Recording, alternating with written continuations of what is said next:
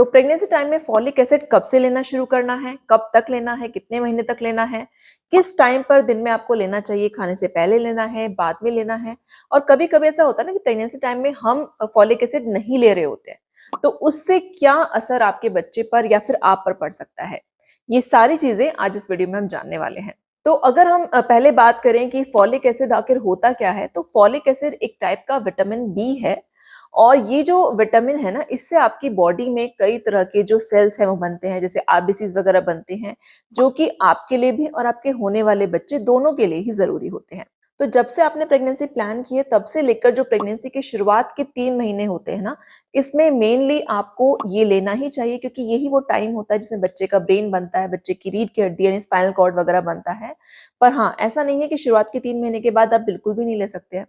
उसके बाद डिपेंड करता है कि आपके डॉक्टर आपको जो है आपकी कंडीशन के अकॉर्डिंग, अगर आपके पहले मिसकैरेज हो गया है या फिर आपको पहले आपका जो बेबी हुआ था उसमें किस तरह की प्रॉब्लम है, या आपकी फैमिली में ऐसी हिस्ट्री है कि कोई बर्थ डिफेक्ट देखने को मिला था, कोई जन्म दोष था किसी में, तो उस केस में आगे तक भी वो कंटिन्यू कर सकते हैं।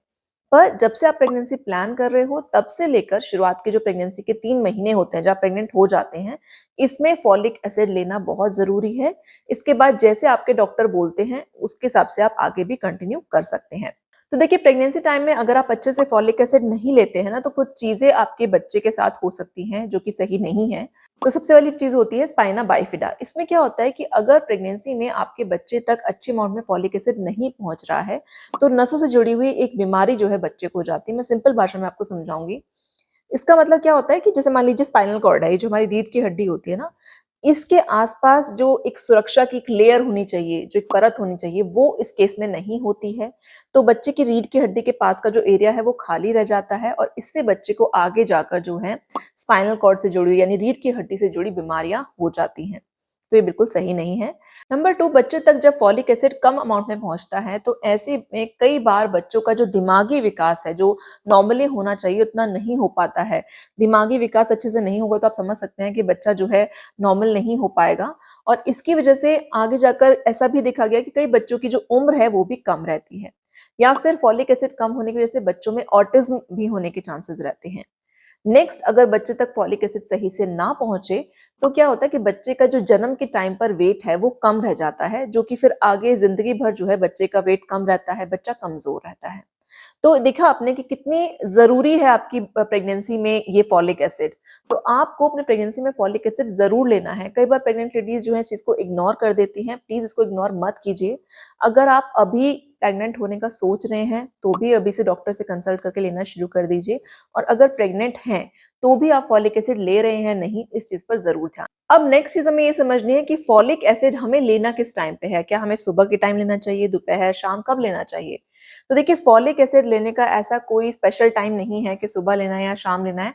आप कभी भी ले सकते हैं। आपके डॉक्टर ने जिस तरीके से बोला है उस तरीके से ले सकते हैं, वरना सुबह शाम आप कभी भी ले सकते हैं, इसमें कोई प्रॉब्लम नहीं है। तो जिस टाइम पर आपको सही लगता है उस टाइम पर लें, पर मेडिसिन डेली आपको लेनी है, इस बात का आपको ध्यान रखना है। तो फॉलिक एसिड के लिए ना आपको चीजें भी अपनी डाइट में खाना जो है शुरू कीजिए, जैसे कि हरी सब्जियां आपको खानी है, आपको साबुत अनाज खाना चाहिए, आपको जो है दूध पीना चाहिए, केला खाना चाहिए, तो अंकुरित दालें वगैरह आप खा सकते हैं उबाल कर। तो ये सारी चीजें खाने से ना आपकी बॉडी में फॉलिक एसिड की जो अमाउंट है वो आपको अच्छी मिलने वाली है, और बच्चे के लिए और आपके लिए बहुत अच्छा रहेगा। फॉलिक एसिड आपकी बॉडी के लिए भी जरूरी है, क्योंकि मैंने बताया था ना कि जो फॉलिक एसिड होता है वो आरबीसीज वगैरह बनाता है। तो अगर आप अच्छे से फॉलिक एसिड लेते रहते हैं तो आरबीसीज अच्छे से बनते हैं, आपकी बॉडी जो है हेल्दी रहती है।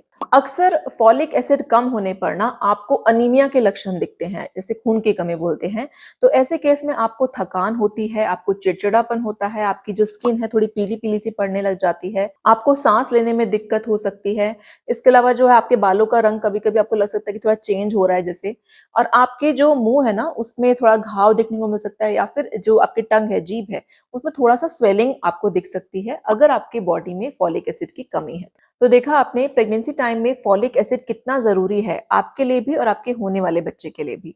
तो अगर अभी तक आपने फॉलिक एसिड नहीं लिया है तो प्लीज अपने डॉक्टर से जाकर कंसल्ट कीजिए और आज से ही फॉलिक एसिड लेना शुरू करें। अभी भी अगर आपका कोई सवाल है तो आप हमें कमेंट बॉक्स में लिखकर पूछ सकते हैं। मिलते हैं नेक्स्ट वीडियो में। Thank you for watching.